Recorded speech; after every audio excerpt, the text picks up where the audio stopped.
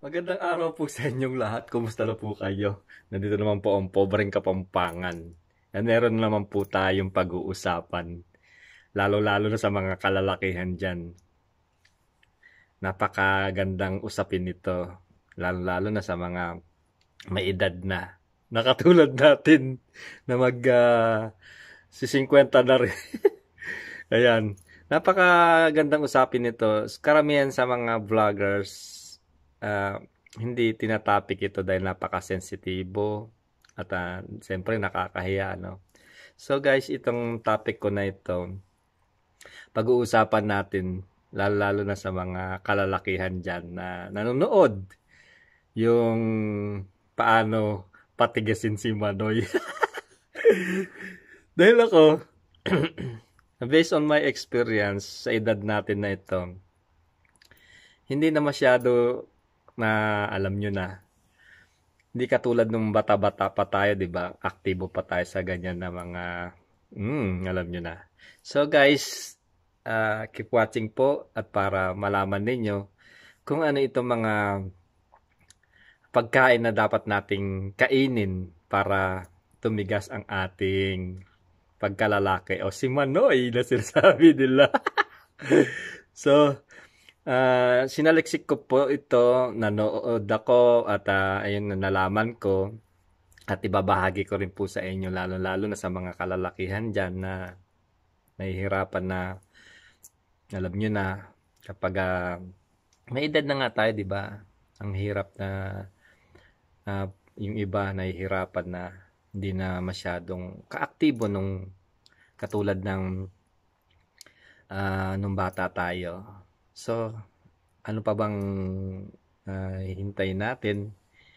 Panoorin nyo po at para malaman ninyo. Hindi po ako eksperto, hindi po ako doktor. Basta kung ano yung napanood ko at nalaman ko, ibabahagi ko lang po sa inyo. Lalo sa mga, ayan nga, may edad na tayo, sa may mga sa mga kalalakihan dyan na ayaw na o hindi na tumitigas ang kanilang mga manoy. Pero, hindi naman po ano to na talagang supplement o kailangan nating gawin. So try natin, 'di ba? Wala naman magagawa at talaga naman napaka-sustansya nito mga pagkain na ito at talagang yung mga doktor na dalubhasa na sinasabi na kainin natin ito. So marami na rin gumagawa nito, siguro epektibo kaya yan nga. At yun nga, yung iba nagba-vlog sa ganitong usapin. At ako rin magba-vlogs para naman na may bahagi ako sa inyo. Malay ninyo, yung mga natututunan ninyo sa akin ay sa panonood ng aking vlogs at meron kayong nalalaman kahit na papaano, di ba? At meron na educational topic kaysa naman kung ano yung mga ginagawa natin, nagpapakit-kit lang tayo dyan at million views. Anyway, forget it, wag na natin pag-usapan yun na million views kasi nga na ano na sila, famous na sila compare sa atin na nag-uumpisa pa lang. So kahit anong ginagawa natin para tumaas ang ating viewers at ito nga itatopic natin, pag-uusapan para naman meron din kayong matutunan sa aking vlogs at meron kayong malaman tungkol dito sa lalo-lalo na sa pagkalalaki natin. So guys, let's start po. So sa atin, lalo na kapag may edad na tayo, di ba? Iniisip natin na wala nang silbi ang ating pagkalalaki. Hindi po. Basta't ang habit niyo po, lalo-lalo na kung ikaw ay malusog na tao o lalaki, kailangan yung habit natin ay nasa ayos. Alam niyo naman po, ang unang-una na kontra dyan ay yung paninigarilyo. Tigilan niyo po yan. Yung pag-inom ng alak, ayan.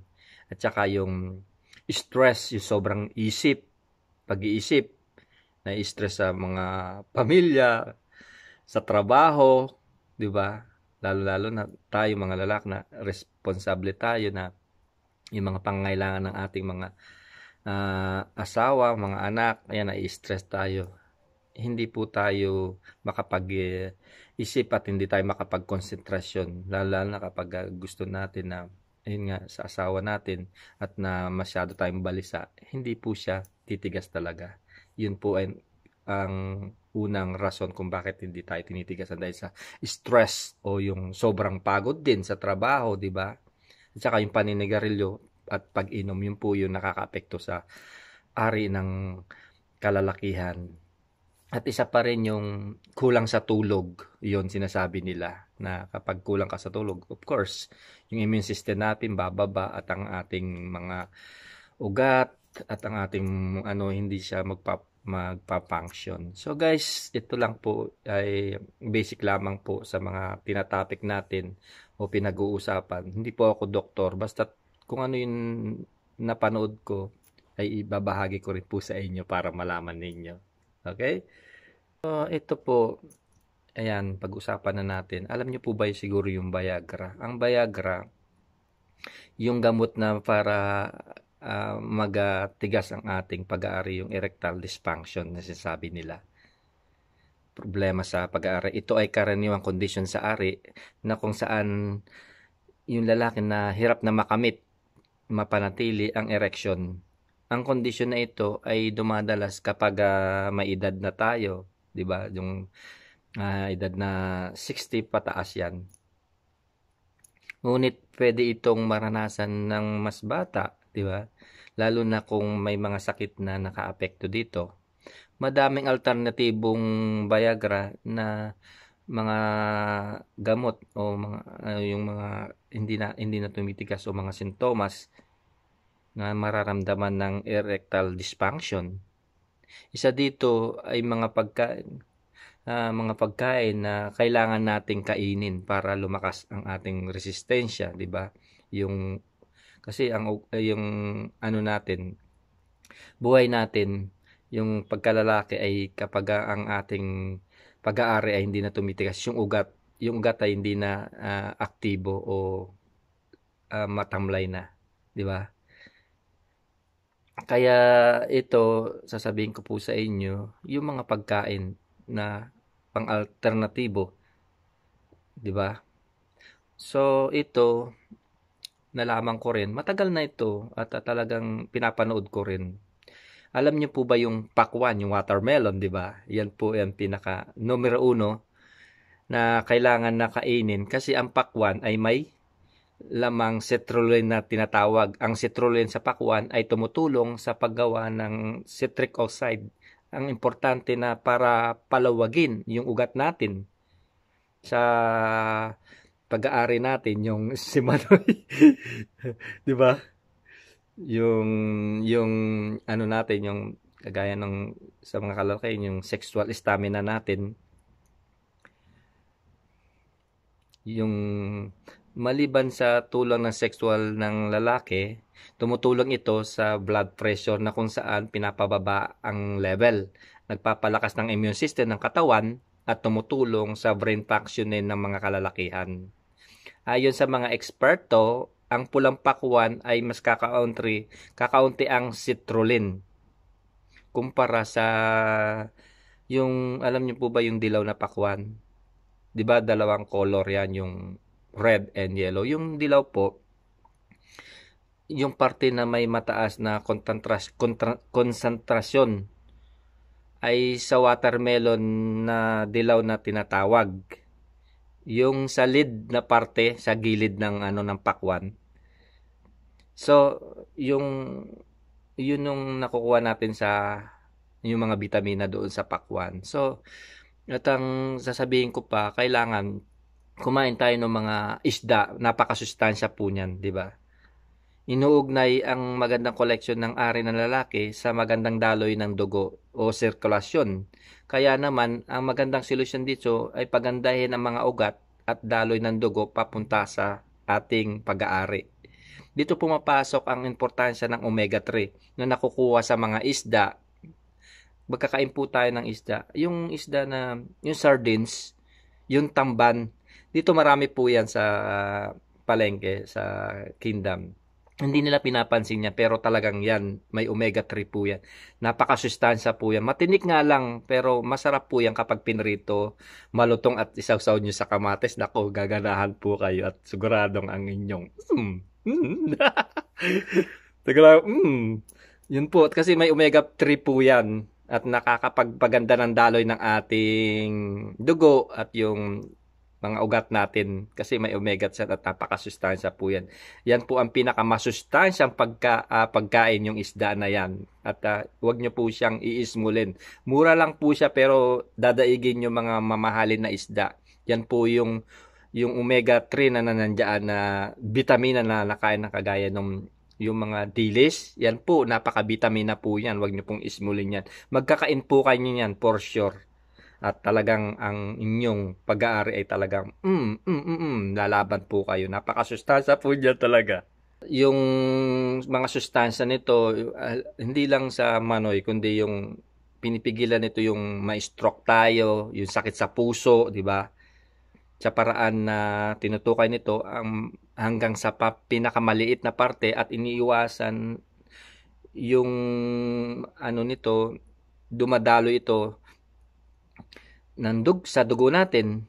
Yung isda ay may mataas na protina at vitamin B6 na tumutuloy sa malusog na produksyon ng dugo.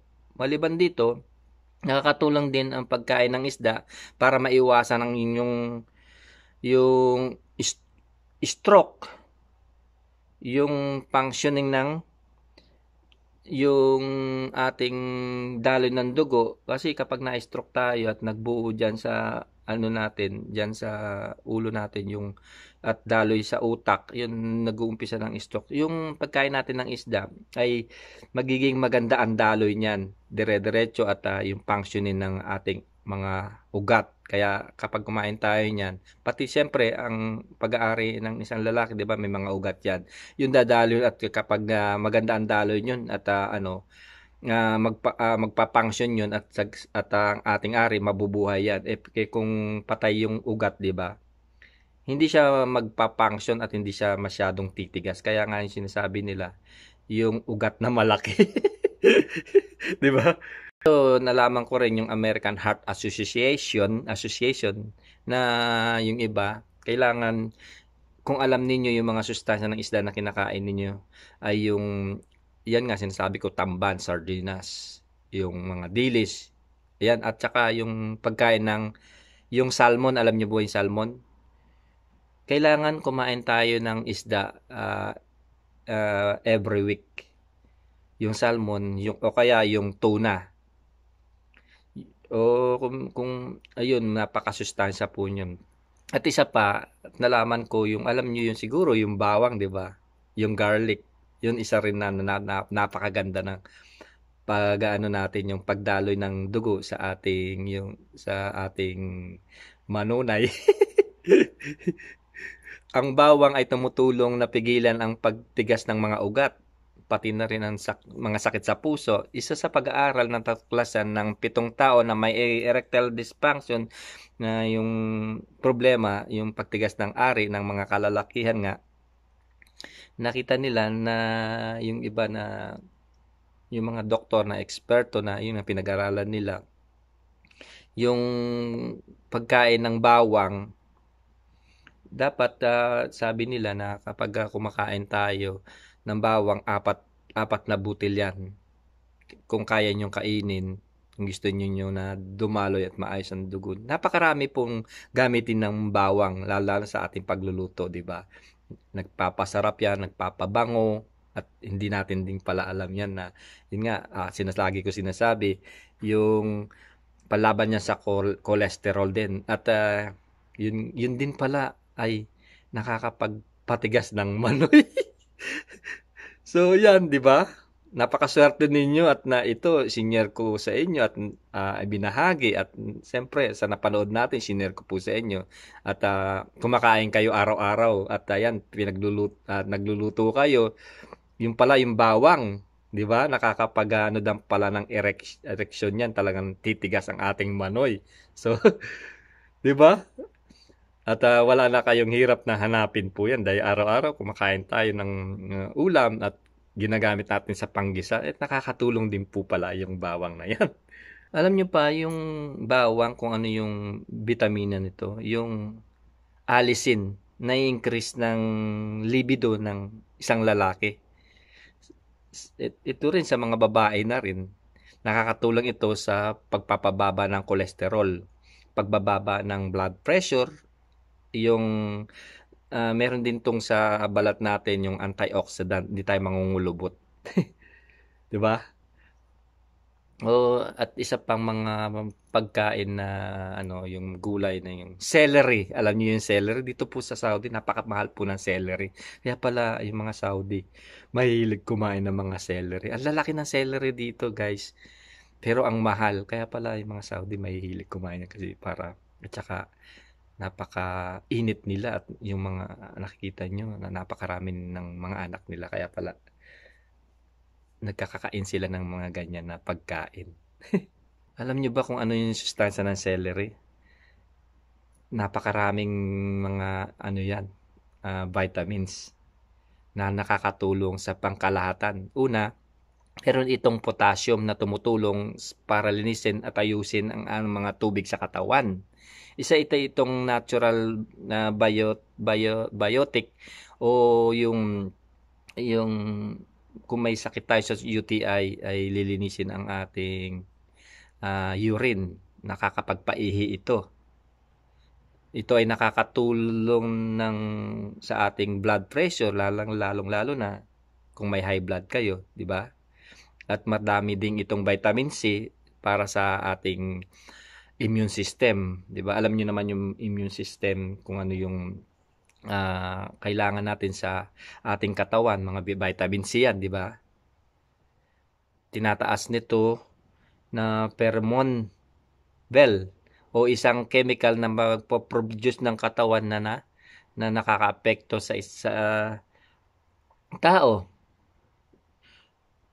Yung mas nakakaakit daw yung mas may mataas na level, yung level nito, ayon sa pagsasaliksik, ang celery, alam nyo po, yung kinchay, na pinakamainam na pagkain para pagandahin ang buhay ng sexual ng mga kalalakihan, di ba?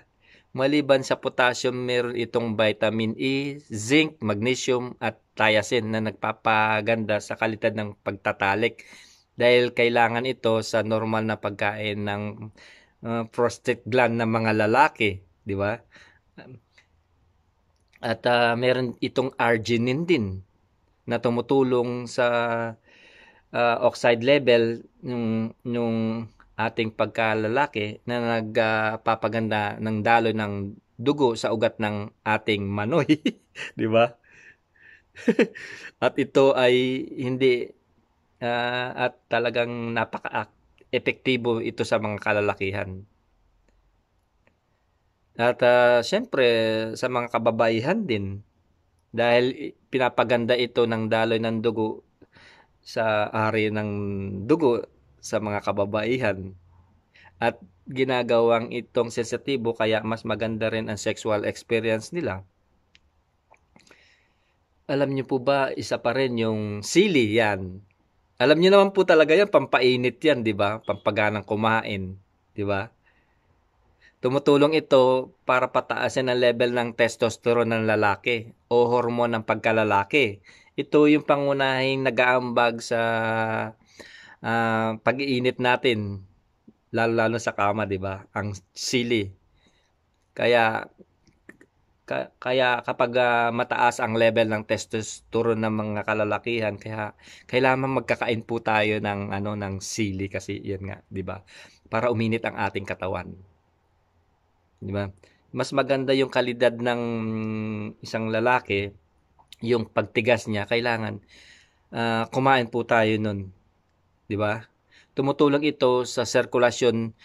Meron itong alkaloid na tinatawag, na tumutulong sa magandang sirkulasyon ng dugo. Pinapaluwag nito ang mga ugat sa arena, kaya mas maraming dugo na dumadaloy dito, di ba?